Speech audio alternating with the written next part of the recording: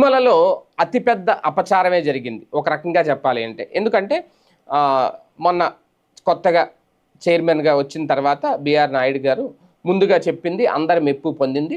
అన్య మతస్థుల్ని అసలు ఉంచనివ్వం, అందరినీ కూడా ఉద్యోగాల నుంచి తొలగిస్తాం, అలాగే అన్య మతస్థులు ఎవరిని రానివ్వకుండా కట్టుదిట్టమైన భద్రతా ఏర్పాట్లు చేస్తాం, ఇవన్నీ చెప్పుకొచ్చారు. కానీ తాజాగా ఒక ముస్లిం యువకుడు, ఒక కార్ డ్రైవర్ నేరుగా ఆయన తిరుమల కొండ మీదకి వచ్చారు. అది కూడా తిరుమల కొండ మీదకి రావడం అంటే ఏదో ఆషామాషిగా ఏముండదు. కింద చాలా చెకింగ్స్ ఉంటాయి, అన్నీ చెక్ చేస్తారు. కనీసం water bottle, plastic disposable bottles ఉన్నా కూడా అక్కడ తీసేస్తారు. బ్యాగుల దగ్గర నుంచి, మనుషుల దగ్గర నుంచి అన్నీ తనిఖీలు చేస్తారు.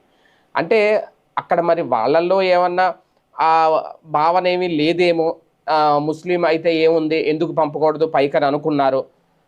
మరి అక్కడ ఏం జరిగిందో తెలియదు. అన్నీ దాటుకుని అయితే ఆయన కార్ వేసుకొని హ్యాపీగా ఆ డ్రైవర్ పైకి అయితే వచ్చేసారు. రావడమే కాదు, మీరు నా వెనకాల విజువల్స్